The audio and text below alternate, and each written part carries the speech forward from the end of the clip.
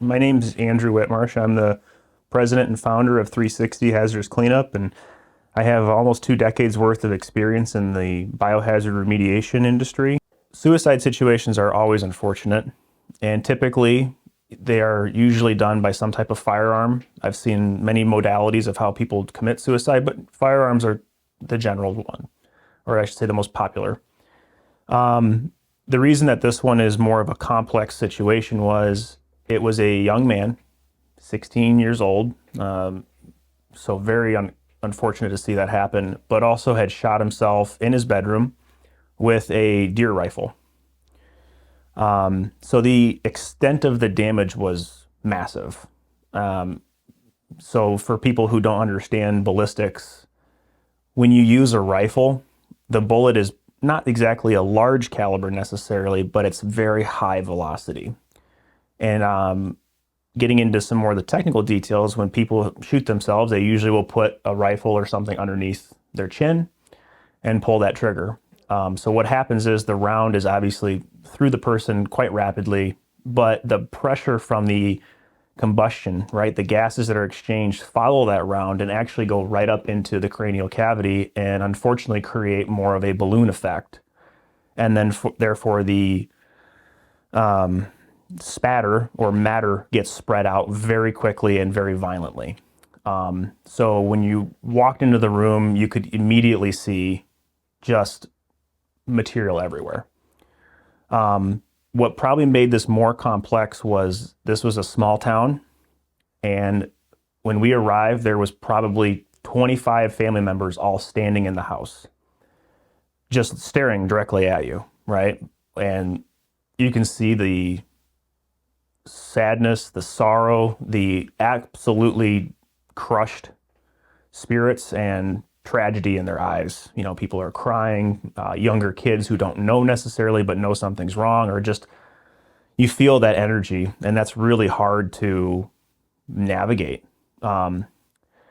And when we got there, I specifically was there for like, I think 4 days cleaning this up because we had to tear out the floor. It went down through the ductwork.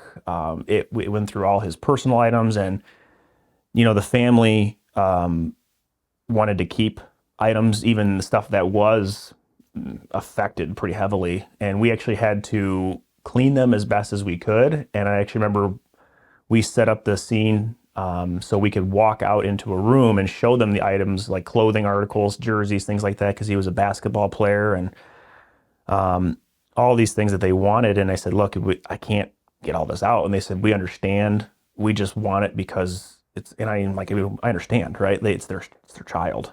But I will say, you know, that was a pretty complex situation to navigate. And the thing was that what compounded it even further was, as we were there doing the job, in kind of a standard fashion, if anybody's lost a family member, a lot of people will end up bringing food because they just want you to be able to eat and not have to worry about cooking. And so there was probably close to 200 people that came to the house within the first 24 to 48 hours of us being there, and we're dropping off food. And, you know, I remember being at the scene, back and forth in the vehicle into the scene. And I remember almost every single one of them stopping and saying, thank you all for being here. You know, we can't thank you enough for what you're doing. We know it's not on good terms, but we're glad that somebody's addressing this and they're not. And I remember we had gotten there about midday the first day. And after going through everything and getting set up, we got things kind of established and came back the next day to get a fresh start on the day. Because the thing was, they didn't really have anywhere to go, so they were still staying in the house, which was challenging, right? We even offered, we said, look, we'll put you in a hotel room if you need to, you know, and they're like, no, we want to be here with our family, and I respect that. But I remember the first day we got back there about 8 o'clock in the morning, started getting to work. I think 12:30 rolled around. I just went to the husband and the wife of the deceased were the property owners. And I said, hey, we're just going to take a quick lunch break and we'll be back in about, 30, 45 minutes. And she was like, oh, absolutely not. And at first I was like, oh man, like she's going to pressure us to keep moving, which I could understand. But she goes, there's no way we would ever let the people who are helping us through such a traumatic time go out and spend money to eat. We have all this food sitting right here. You eat here and help yourself to whatever you want. And as traumatic as it was at the beginning, when we were done with the job, every single one of the family members hugged us and thanked us, and basically just gave us the appreciation. But you can see how gratefully relieved they were that they didn't have to look at that. They didn't have to go in and deal with that, because like I said, it was a pretty extensive scene where we were taking out skull fragments out of the ceiling, out of the walls, having to go through his personal items and basically say these are no good. Like, it's a lot of stuff for people to, and there's more than people imagine, right? At first blush, all they see is a puddle of blood on the floor, which is obvious because it sticks out to you. But then when you actually start to peel the layers back a little bit and you look at everything, you can see the extensive amount of damage. And one of the things that people don't realize how in-depth this industry really is because we don't get the luxury of going at what we call just looking at the visible fluids. We have to look at what else is here that we can't see. So with any type of suicide situation, especially with gunshots to the cranial cavity, you have clear fluids is what we refer to them as, but there's, fluids in your brain, there's tissue fluids that you can't see very easily, and they actually disperse more freely because their viscosity is lower than blood. They don't have the hemoglobin and iron that kind of holds it together to keep it coagulated a bit.